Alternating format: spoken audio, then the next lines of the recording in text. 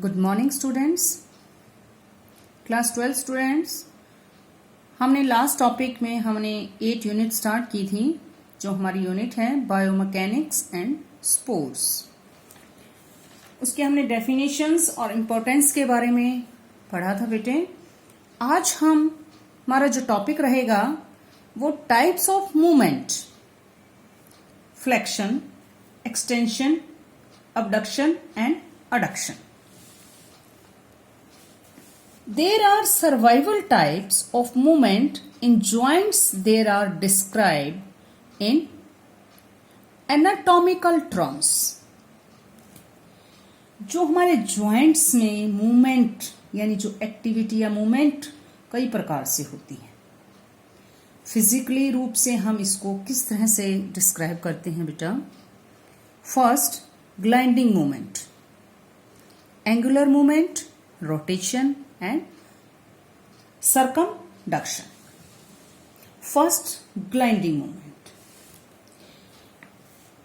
It is the type of movement in which one surface moves or glides or another surface. It is the simplest type of movement in which there is no rotation or no angular movement involved.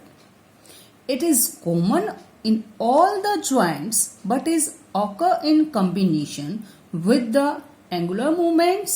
However, in the smaller joints such as hand and feet, carpal and tarsal joints, these are the only movements.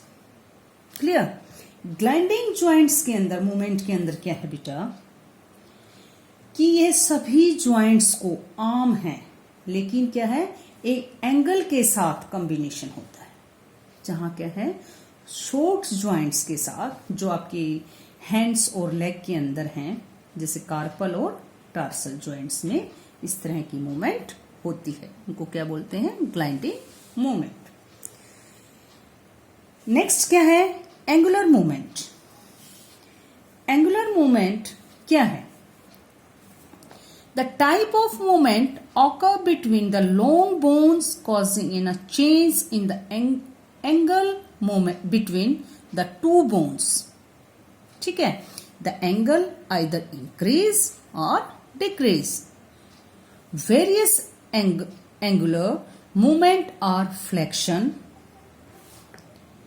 extension, abduction or adduction. ये 4 types हैं बेटा angular movement के अंदर। First, flexion and extension.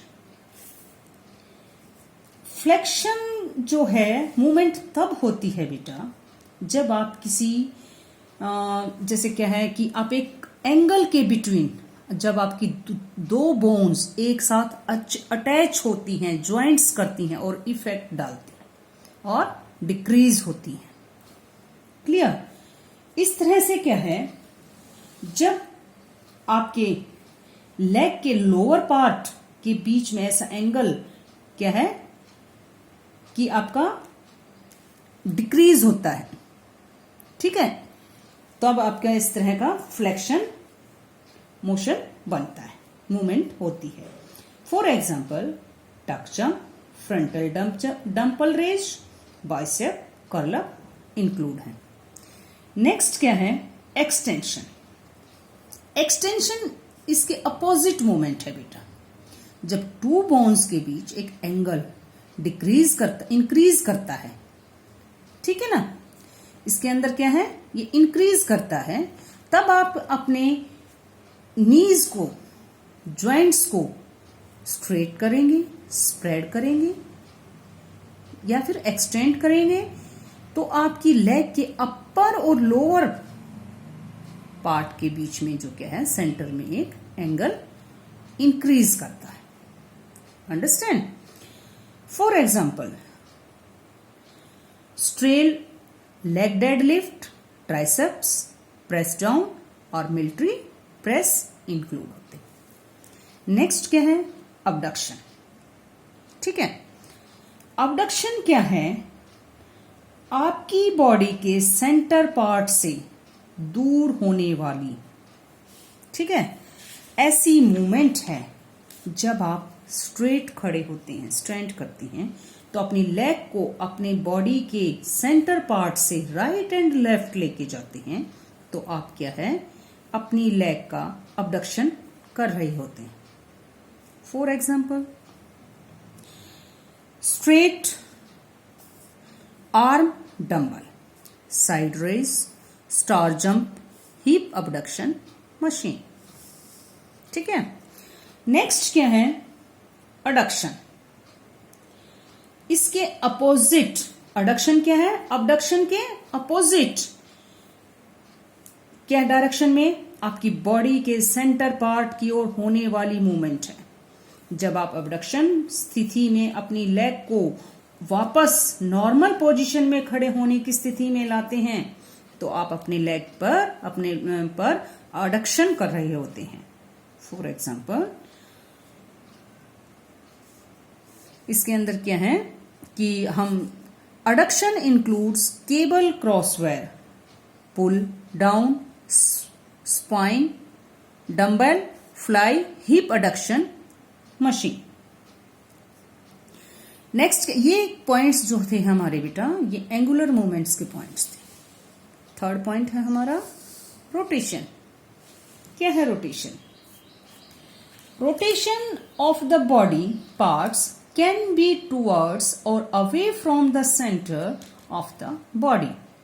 It is a form of movement in which the movement of bone is around a center axis and center axis without any displacement from the axis. Internal rotation or medical rotation refers to rotation towards the axis of the body. External rotation refers to rotation away from the center of the body.